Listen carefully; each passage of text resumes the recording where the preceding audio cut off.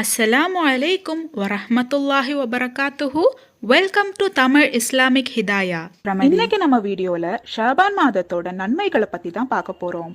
ரஜப மாதத்துல நாம எந்த அளவுக்கு அமல்களை செஞ்சோமோ அதே மாதிரி இந்த மாதத்திலையும் நல்ல அமல்களை நாம அதிகப்படுத்தணும். இந்த மாதத்துல ஓத வேண்டிய சில திக்கர்களையும் துவாக்களையும் சூறாக்களையும் பத்தி அடுத்த வீடியோல நாம பார்க்கலாம். ஆனா அதுக்கு முன்னாடி இந்த மாதத்தோட மகத்துவங்களை பத்தி நீங்க கண்டிப்பா தெரிஞ்சிருக்கணும். இந்த மாதம் எதனால சிறப்பு வாய்ந்ததுன்னா இந்த மாதத்துலதான் அல்லாஹு தாலா நோன்பையும் ஜகாத்தையும் கடமையான அமலா ஆக்கினான். அதே போல 2 பெருநாட்களை அல்லாஹு தாலா நமக்கு இந்த நாட்கள்ல தான் பரிசளிச்சதும் ஷாபான் மாதத்துல தான். பைத்துல் முக்கத்தஸ நோக்கி நாம தொழுததை மாற்றி புண்ணிய கஅபாவை நோக்கி தொழ சொல்லி அல்லாஹு தஆலா கட்டளையிட்டதும் இந்த ஷாபான் மாதத்துல தான். நபிகள் நாயகம் ஸல்லல்லாஹு அலைஹி வஸல்லம் அவர்களுக்கு அல்லாஹு தஆலா ஷஃபாஅத் அதாவது சிபாரிசு செய்யக்கூடிய வாய்ப்பை கொடுத்ததும் இந்த ஷாபான் மாதத்துல தான். நபி ஸல்லல்லாஹு அலைஹி வஸல்லம் அவர்கள் மேல அடியார்கள் ஸலாத்து ஓதணும்னு கட்டளையிட்டதும் இந்த மாதத்துல தான். அல்ஹம்துலில்லாஹ், இன்னும் எத்தனையோ நன்மைகள் இந்த மாதத்துல இருக்கு.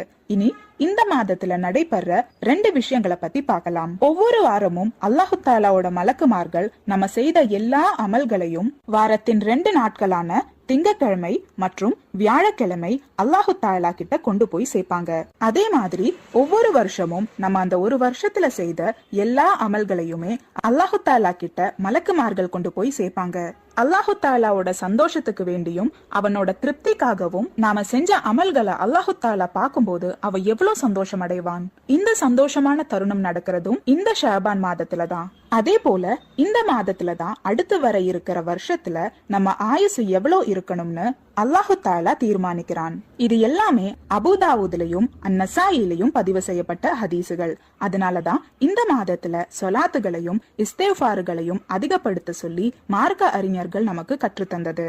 சையுதுனா அப்துல் காதர் ஜீலானி தங்கள் அவர்கள் இந்த மாதத்தை ஷஹரு சொலாத்தி அலன் நபி ஸல்லல்லாஹு அலைஹி வஸல்லம் அலல் முஹ்தார்னு பேர் சூட்டியிருக்காரு. இதோட அர்த்தம் நபி ஸல்லல்லாஹு அலைஹி வஸல்லம் அவர்கள் மேல சொலாத்து சொல்ற மாதம் தான் இந்த ஷாபான்னு அவங்க கிதாபுல பதிவு செஞ்சிருக்காங்க.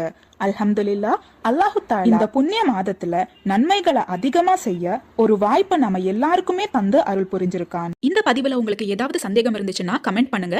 நீங்க மரணித்த பிறகும் உங்களுக்கு நன்மை வந்து சேர்ந்து கொண்டே இருக்க இன்ஷா அல்லாஹ் இந்த ஒரு வீடியோவை ஜாரியான சதகாவா நினைச்சு உங்க நண்பர்களுக்கும் ஷேர் பண்ணுங்க. அல்லாஹு தஆலா நம் அனைவரின் வாழ்க்கையிலும் ஹைரும் பர்க்கத்தும் தந்து அருள் புரிவானாக. ஆமீன்.